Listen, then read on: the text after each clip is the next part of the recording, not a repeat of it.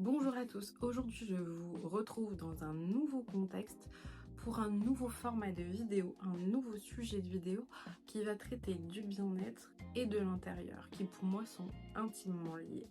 Je voulais utiliser cette vidéo pour introduire ce sujet, mais aussi pour réagir à la vidéo précédente concernant les tendances déco 2026. Alors si vous faites partie de ceux qui pensent qu'en décoration, il faut suivre les tendances à la lettre, soit on adopte tout, soit on n'adopte rien, je pense que cette vidéo va vous intéresser. Pour ceux aussi qui recherchent comment créer leur propre style déco et qui ne se retrouvent jamais entièrement dans un style ou dans un autre, cette vidéo va aussi sûrement vous apporter un nouveau point de vue.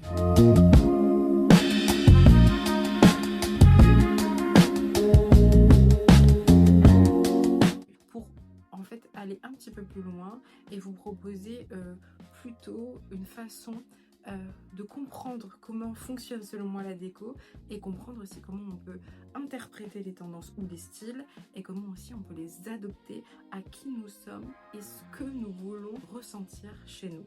Alors si vous pensez que les tendances déco doivent être respectées à la lettre, je pense que vous faites fausse route. En décoration, j'ai remarqué que c'est soit tout, soit rien. Que ce soit pour les tendances ou le style, j'ai l'impression que la plupart des personnes souhaitent adopter l'intégralité du style, ou alors pas du tout, ou l'intégralité de la tendance, ou alors pas du tout. Et bien figurez-vous que c'est pas vraiment comme ça que moi, en tout cas, je vous conseille de fonctionner. On ne peut pas prendre une tendance déco et l'adopter à 100%. Ce n'est pas vraiment quelque chose de possible, et c'est quelque chose que je ne vous conseille pas du tout. Pourquoi ? Déjà parce que la tendance ou le style c'est quelque chose de très éphémère, de très périodique. Un style va revenir en fonction d'années, de décennies, parfois même. Tout comme les tendances vont passer encore plus rapidement. Alors si on se base uniquement là-dessus pour faire sa décoration, c'est sûr, d'ici quelques mois, voire quelques années, vous n'allez plus vous y retrouver. Non, il ne faut pas adopter un style parce qu'il est visuel et parce qu'il est actuel, parce qu'il est instagrammable. Pas du tout, c'est une mauvaise route. Il faut absolument adopter le style parce qu'il provoque en vous les bonnes sensations. Lorsqu'on aménage un intérieur, c'est surtout pour qu'il nous corresponde. Et plus encore, c'est qu'il s'adapte à une sensation, à une émotion qu'on a envie de ressentir quand on arrive chez soi ou lorsqu'on est chez soi. En fait, vraiment, la décoration, elle peut s'adapter à beaucoup plus que juste un élément esthétique. Elle va s'adapter à notre façon d'être et même s'adapter à la personne qu'on souhaiterait être. Et on ne doit pas faire l'inverse, c'est-à-dire qu'on ne choisit pas une tendance qu'on intègre chez nous, on réfléchit déjà à ce que l'on veut chez nous et on trouve ensuite la tendance ou le style qui est le plus approprié. Décoration, c'est surtout créer un lieu dans lequel vous allez vous sentir bien. Qu'on le trouve plus ou moins actuel, ça c'est un détail. L'ambiance que vous recherchez chez vous, elle doit vous procurer une sensation très précise. Certains vont chercher plutôt de l'apaisement, d'autres vont chercher plutôt une sorte de dynamisme, une énergie. Certains autres vont chercher plus un côté cocooning, chaleureux, réconfortant. D'autres vont chercher aussi l'exotisme, comme une envie de voyager, de voir d'autres choses. Et en fait, ça fait surtout écho à une émotion, mais plus encore à qui on est et ce qu'on recherche de l'effet de notre intérieur. Si je peux expliquer un peu mieux, c'est comment notre intérieur peut générer en nous une sensation positive.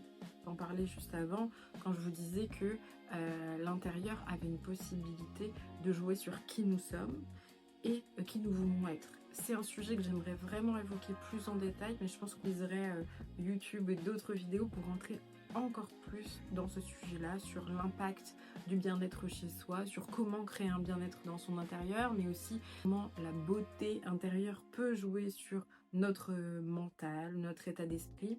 Enfin voilà, je trouve qu'il y a énormément de choses à dire à ce sujet. Mais revenons à la façon dont trouver son style et revenons à la façon dont adopter les tendances en fonction de qui nous sommes et de ce que nous voulons.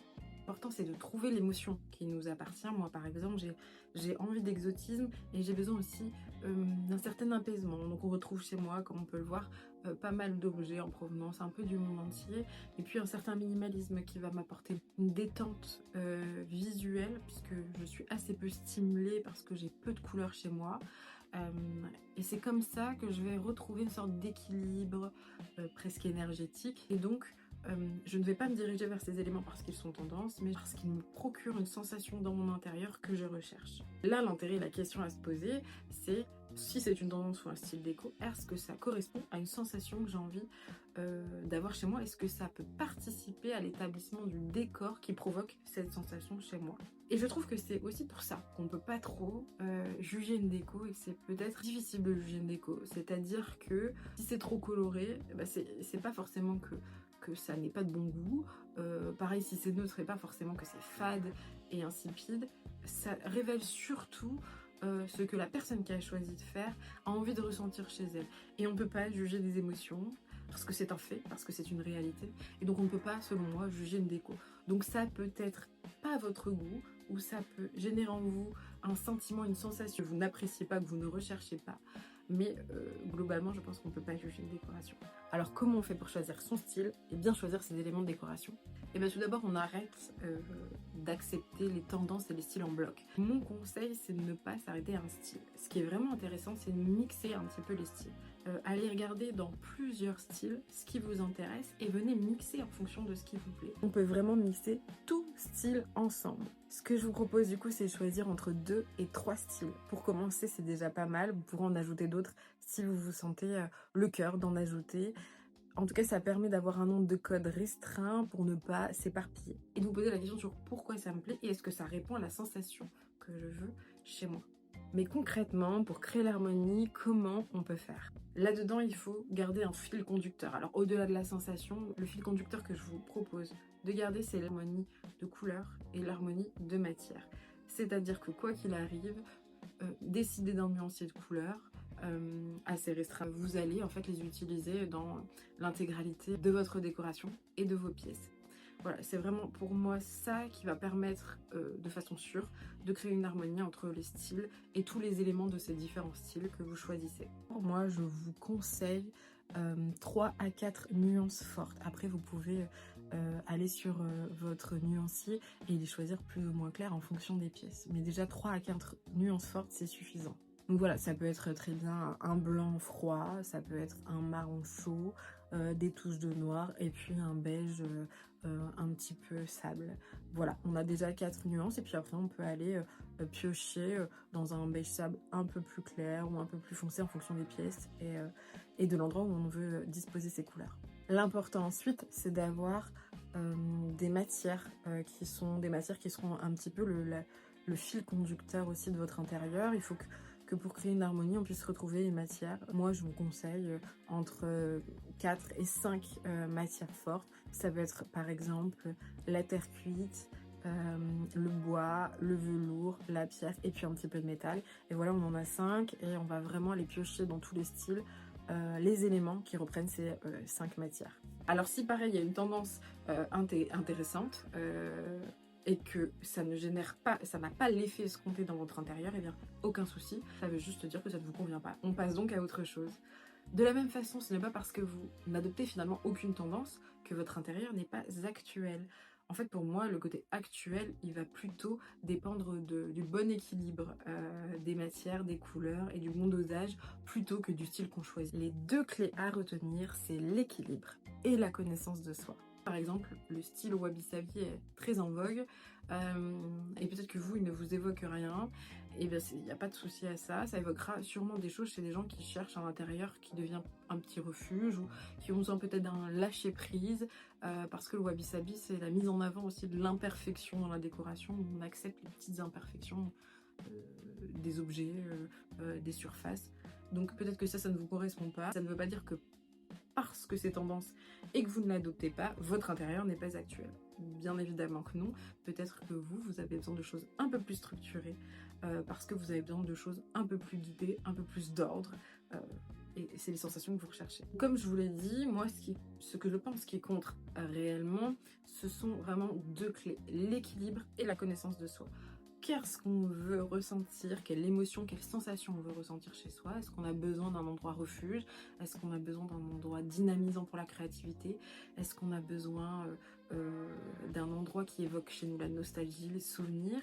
Et puis ensuite, l'équilibre qui est de se dire dans quel style je retrouve ça et comment j'intègre tous les éléments de ces différents styles chez moi. Alors en conclusion, non, on n'adopte pas un style et une tendance à la lettre, surtout pas. Le but c'est vraiment d'aller chercher ce qui crée en vous la bonne sensation, ce qui convient aussi à votre univers et à votre atmosphère, et ne pas céder à une tendance actuelle, une mode. Retenez que ça reste des éléments qui sont périodiques et souvent très éphémères. Si vous voulez que cette tendance marque vraiment votre intérieur, il faut qu'elle corresponde alors à votre fil rouge que vous aurez trouvé. Fil rouge sensation, fil rouge émotion. À vous maintenant de trouver votre propre recette, une combinaison de styles, de couleurs et de matières que vous aurez préalablement choisi. Et si vraiment vous me suivez sur les réseaux sociaux, sur mon compte personnel ou sur le compte du média Bienvenue chez Ginette et que vous aimez mon style, eh bien laissez un commentaire, je pourrais vous révéler ma recette personnelle qui va au-delà de ce que j'ai évoqué dans cette vidéo. Voilà pour cette vidéo. Alors c'était une vidéo un petit peu différente de ce que j'ai l'habitude de faire, un peu plus conceptuelle peut-être. J'espère que vous aurez quand même trouvé de quoi nourrir votre curiosité et quelques éléments pour construire votre style personnel. En tout cas, je vous remercie d'être de plus en plus nombreux à me suivre sur la chaîne YouTube. Et puis moi, je vous dis à très bientôt pour une nouvelle vidéo conseil déco.